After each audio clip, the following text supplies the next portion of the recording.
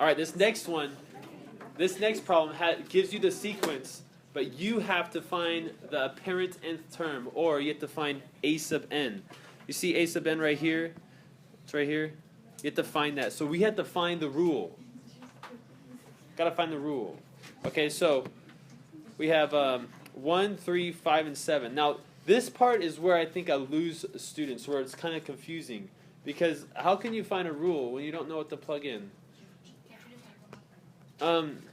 Yeah, I mean, okay, so this is what you want to think. Okay, this is what you want to think. You want to think, okay, a sub 1, or maybe I'll write it like this. A sub 1 equals 1, right? And a sub 2 equals 3. A sub 3 equals 5. And a sub 4 equals 7. You want to come up with something that will make the 1 give you a 1. So 1 has to give you a 1. 2 has to give you a 3. 3 has to give you a 5, and 4 has to give you a 7. So you have to come up with a rule that does something with 4 to give you 7. Now, what's the first thing you think of? 4 plus 3, right? And so then that means your rule would be this. It would be a sub n equals n plus 3, right? That would be your rule. But does that rule work in every situation? No. No, it does not work for this one right here, because if I plug 3 into the n, I get 6, not 5. So I got to think of a different rule, something different than just adding 3. Now, normally if it's not that obvious, it means you're going to be multiplying it by something and then adding something to it. Okay? You want to give it a shot? Well, good. Wow, that was really weird. Daniel, how'd you like throw your voice over here and then it was like a female voice? How'd you do that? Thanks, Natalie. I don't know. I thought. So, for this one, we can write 2n plus 1. Does that work? Is it minus 1? Yeah. Oh, yeah. You're right. 2n minus 1. Does that work in every situation? Does it work for the first one? Yeah. So that would be 1 times 2, or 2 times 1, and then you would subtract 1. Do you get 1? Yes. 2 times 2 would be 4. Subtract 1 gives me 3. Okay, so it works. This is my rule. That's your nth term. Okay, let's look at this one right here. Now this one's weird. Why is this one weird? Because it goes positive, negative. It goes positive, negative, positive. To get positive, negative, positive, negative, positive. What do I have to have in my rule? Do you guys know?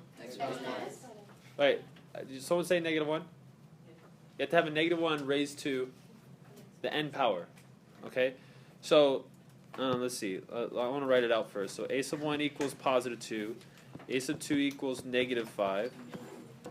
A sub 3 equals positive 10. And a sub 4 equals negative 17, and so on.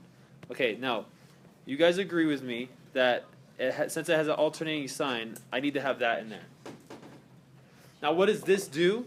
The only thing that does is just going to change it from positive to negative, right? As we put in different numbers. Yeah. Now, the first number is positive. So that means when I plug in a sub 1, I'm going to have negative 1 raised to the 1 power. Does that make it positive? No, that would make it negative, right? So how would I, what else would I want to add to it? Plus negative 1? Plus 3.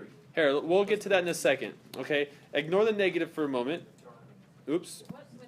Ignore the negative for a moment and tell me, how can I make, let's start with the last one. How can I make the 4 equal 17? What's that? Huh? 21.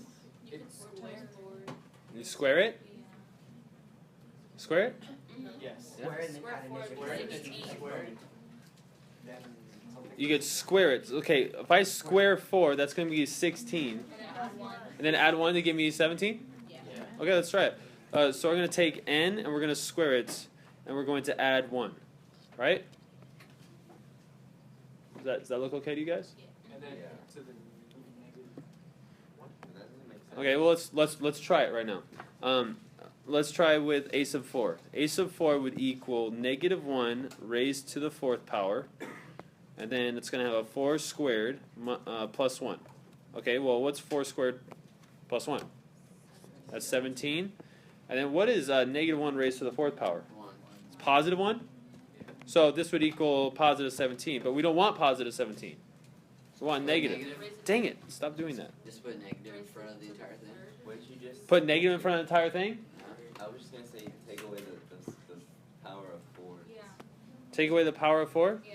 How do you just take away the power of 4? No, like take it off of that. Just take it off of it. Yeah, just like take it away.